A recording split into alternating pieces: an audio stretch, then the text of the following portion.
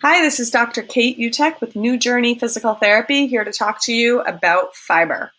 So, depending on the types of fiber you're eating, that may or may not be affecting your constipation or your loose stool, and it will help you to get to the middle, to that normal stool, if you are at either end of the extreme. So if you have no idea what I'm talking about, go look at my video about the Bristol stool scale, and that'll give you a sense of where you are right now. I'm going to make myself small so that you can see the nice fiber handout behind me. As you can see on here, there are two types of fiber, soluble and insoluble fiber. Soluble fiber sticks together, and it's going to do the same thing within our bodies. So if your stool is loose, this is going to help to bind things together and help hold it all together so that it can come out a little more smoothly and thicken it up a little bit. In the insoluble fiber category, that's going to help you with your constipation, to help things move a little bit faster through so that your body doesn't take as much time to absorb as much water, and your stool is able to flow through a little bit faster and get out before it has a chance to harden up. So as you see some examples of soluble fiber: oatmeal, lentils, apples, oranges, nuts, beans, dried peas, cucumbers, celery, carrots. These are things that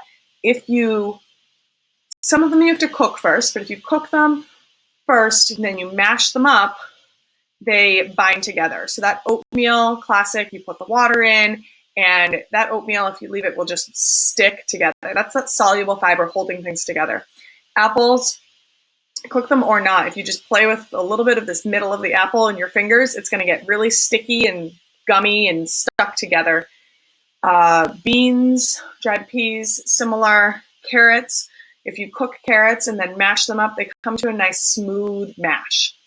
With your insoluble fiber category, with your grains, your barley, couscous, brown rice, we're really looking at the outer portion of most vegetables and grains, but especially those grains, that outer portion is where the insoluble fiber is. The difference between brown rice and white rice is that with white rice, they took off that outer coating.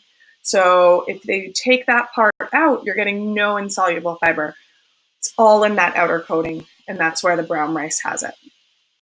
If you look at zucchini, broccoli, cabbage, green beans, these are vegetables that no matter what you do, it's hard to get them to bind together when you mash them up.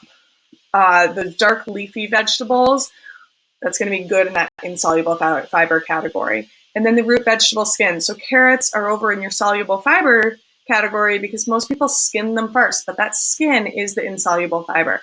And if you cook, test this out for me, but if you cook a carrot and then you try to mash it up, if you do that without skinning it, then you'll still find little bits of the carrot skin floating in your mashed carrot, proving that that didn't mix in with the rest of it nicely, because that was the insoluble fiber that's going to stay separate no matter what you do.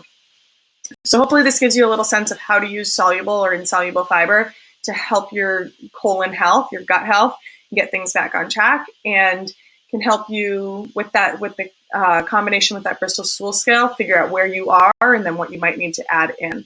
Another little trick that can help is using flaxseed. So ground flaxseed is a good combination of soluble and insoluble fiber, and if you're at either end, it can help to bring you a little bit closer to the middle, a little bit quicker than testing out dietary changes and figuring out what might work. So it's a nice food-based way to do that. So 1 tablespoon of flaxseed for 1 week, go up to 2 tablespoons the next week, and figure out your balance point where it gives you a little bit of balance, a little bit more leeway in your diet. It doesn't mean you shouldn't make the dietary changes, but it can just speed up that process to get you to the middle, and then you can make the dietary changes you need to as well. When you're making these changes, I said 1 tablespoon a week and then a day for the first week, 2 tablespoons a day for the second week, for a reason. We want to make slow changes for the colon. The colon does not like it when you make sudden changes in your diet, and that's going to upset your stomach. So going through and making those subtle changes, same thing as you're adding the soluble and insoluble fiber or insoluble fiber to your diet, making sure you're making a little bit of a change each week. If you need help, guidance doing this, let me know. Shoot me out an email. Go to my website, www.newjourneypt.com. I'd love to hear from you if you have any questions, and I'd love to help you get your colon health under control if I can. Have a wonderful day, and thanks for watching.